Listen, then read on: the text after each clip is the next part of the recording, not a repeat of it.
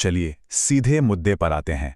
आज के इस विश्लेषण में हम 2026 के भारतीय आवासीय सोलर मार्केट की असली कहानी समझने वाले हैं। मार्केट में बहुत शोर है, तरह तरह की बातें हो रही हैं, लेकिन आज बिना किसी घुमाव फिराव के सीधे आंकड़ों और तथ्यों के जरिए ये समझेंगे कि घर की छत पर सोलर पैनल लगाने का वाकई बिल्कुल सटीक खर्च क्या आता है। अब पीएम सूर्य घर मुफ्त बिजली योजना के बारे में तो सबने सुना ही है। इसने पूरे मार्केट में एक जबरदस्त उछाल ला दिया है और इसका सबसे बड़ा कारण है ये नंबर, ठीक 78,000 रुपए की सब्सिडी। ये एक ऐसी रकम है जिसने लाखों लोगों का ध्यान खींचा है। इसके कारण डिमांड तो आसमान छू रही है। लेकिन रुकिए, यहाँ एक छोटा सा पेच है जिसे समझना बहुत जरूरी है। अक्सर अखबारों या विज्ञापनों में एक प्राइस टैग बड़ा हाईलाइट होता है, सिर्फ 55,000 रुपए प्रति किलोवाट। सुनने में बहुत बढ़िया लगता है ना, पर आज इस मिथक की पूरी तरह से पोल खुलने वाली है, क्योंकि सच्चाई ये है कि सोलर सिस्टम लगाने की जो आखिरी कीमत होती है वो इन शुरुआती विज्ञापनों से कहीं ज्यादा उलझी हुई होती है। ये एक तरह का भ्रम है। तो इस सब्सिडी के गणित को थोड़ा ध्यान से देखते हैं। आखिर 3 किलोवाट का सिस्टम ही सबसे बेहतरीन विकल्प क्यों है? देखिए, 1 किलोवाट पर 30,000 और 2 किलोवाट पर 60,000 की सब्सिडी मिलती है, लेकिन 3 किलोवाट पर आते आते ये सब्सिडी अपनी अधिकतम सीमा पर पहुंच जाती है, यानी पूरे 78,000 रुपए। इसके आगे क्षमता चाहे कितनी भी बढ़ा लें, सब्सिडी का 1 रुपया नहीं बढ़ेगा। इसीलिए एक औसत घर के खर्च और फायदे का सबसे उत्तम संतुलन यही 3 किलोवाट का सिस्टम बनाता है।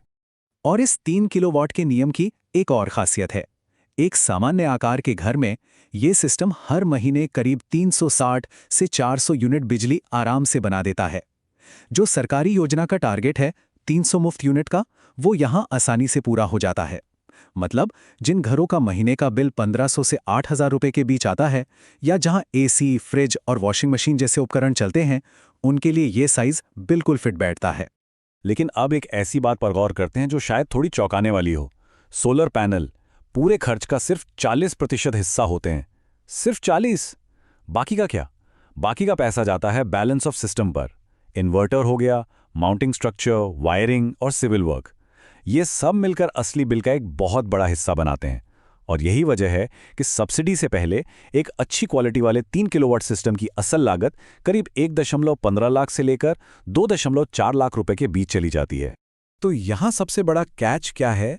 अगर कहीं से बहुत ही सस्ता कोटेशन मिल रहा है तो थोड़ा सतर्क हो जाना चाहिए, क्योंकि पूरी संभावना यही है कि वेंडर उन जरूरी पर छुपे हुए खर्चों को नजरअंदाज कर रहा है, जैसे कि शैडो फ्री जगह के लिए high rise mounting structure, net metering की सरकारी फीस, या फिर बिल्कुल अलग से की गई अर्थिंग और बिजली गिरने से बचाने वाले लाइटनिंग अरेस्टर्स। इन आवश्यक चीजों में कटौती करने का मतलब है सीधे तौर पर सिस्टम की उम्र और सुरक्षा दोनों के साथ खिलवाड़ करना। इन छिपी हुई लागतों के अलावा एक और बड़ा जाल है जिसमें अक्सर लोग फंस जाते हैं। होता क्या है, कई वेंडर इस सब्सिडी का लालच देकर बिल्कुल पुरानी और अप्रचलित तकनीक थमा देते हैं। और सोलर तकनीक पिछले कुछ सालों में इतनी तेजी से आगे बढ़ी है कि पुरानी तकनीक में पैसा लगाना लंबे समय के नजरिए से सिर्फ और सिर्फ नुकसान का सौदा है। इसे एक बहुत ही आसान उदाहरण से समझते हैं। आज के वक्त में पॉलीक्रिस्टलाइन पैनल खरीदना बिल्कुल वैसा ही है जैसे 5G के जमाने में 5G की कीमत देकर एक 2G फोन खरीदना। इस तकनीक को अब लगभग आउटडेटेड माना जाता है। दूसरी तरफ मोनोपर्क आज का एक स्टैंडर्ड और भरोसेमंद विकल्प है।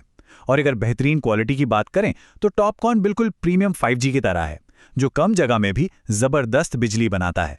और इसके पीछे का विज्ञान क्या कहता है? दरअसल सोलर पैनल्स को बहुत ज्यादा गर्मी बिल्कुल पसंद नहीं है। सुनने में अजीब लगता है, पर यही सच है। ये जो पुराने पॉली पैनल होते हैं, ये 25 डिग्री सेल्सियस के ऊपर जाने पर हर 1 डिग्री के साथ अपनी लगभग 0.4% कार्यक्षमता खो देते हैं। तो जरा सोचिए, भारत की उस झुलसा देने वाली 45 डिग्री की गर्मी में जब एसी चलाने के लिए सबसे ज्यादा बिजली चाहिए होती है, ठीक उसी वक्त इन पुराने पैनलों के बिजली उत्पादन में भारी गिरावट आ जाती है। पैनलों के अलावा इन्वर्टर का रोल भी उतना ही बड़ा है। स्टैंडर्ड ऑन ग्रिड इन्वर्टर सस्ते तो होते हैं, पर जैसे ही ग्रिड की बिजली जाती है, ये भी काम करना बंद कर देते हैं। अब यहाँ आते हैं हाइब्रिड इन्वर्टर, जो बैटरी स्टोरेज के साथ आते हैं।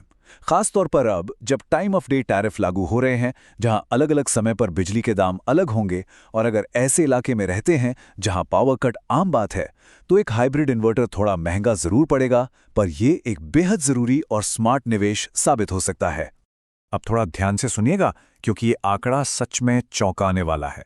रिपोर्ट्स बताती हैं कि पीएम सूर्य घर सब्सिडी के लिए आने वाले आवेदनों में से लगभग हर तीसरा एप्लीकेशन या तो रिजेक्ट हो जाता है या प्रोसेस में ही लंबे समय तक अटक जाता है।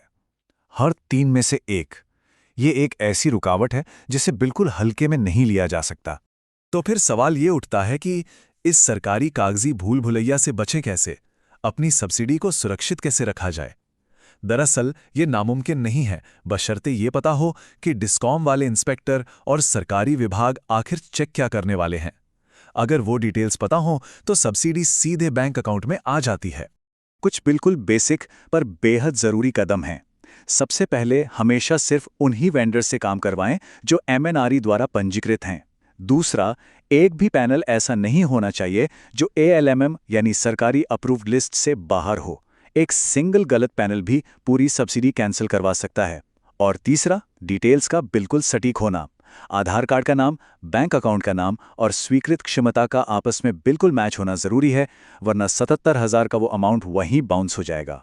वैसे अक्सर वही गलतियां होती हैं जिनसे बचना आसान होता है, जैसे किसी सस्ते बिना रजिस्ट्रेशन वाले ठेकेदार को चुन लेना या फिर ग्रिड से जुड़ने वाले नेट मीटरिंग के लिए अप्लाई करना ही भूल जाना। कई बार तो कैपेसिटी को अप्रूव किए गए 3 किलोवाट की जगह 2.5 किलोवाट कर देना या प्रॉपर्टी के मालिकाना हक में कोई विवाद होना भी रिजेक्शन का कारण बन जाता है। और यहां कोई आंशिक क्रेडिट नहीं मिलता, एक चूक और पूरा क्लेम सीधे खारिज हो जाता है।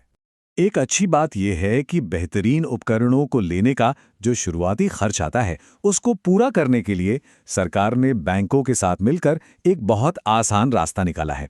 अब बिना किसी गिरवी या गारंटी के केवल 6% की बेहद रियायती ब्याज दर पर सोलर लोन की पेशकश की जा रही है। ये एक काफी बड़ी राहत है।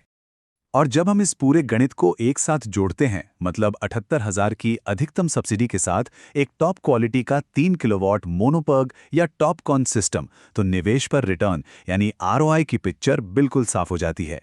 ये पूरा इन्वेस्टमेंट अपना पैसा सिर्फ 3 से 5 साल में वापस वसूल करवा देता है। उसके बाद हर साल 50,000 से 80,000 रुपए तक की खालिस बचत होती है और अगले 20 साल तक की बिजली लगभग मुफ्त हो जाती है।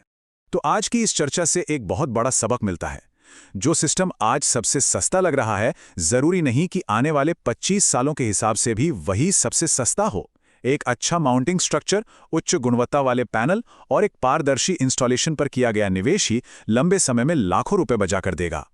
तो क्या अगले वेंडर से मिलने पर उनसे ये कड़े और जरूरी सवाल पूछने की तैयारी पूरी है? यह विचार करने लायक एक बड़ा सवाल है।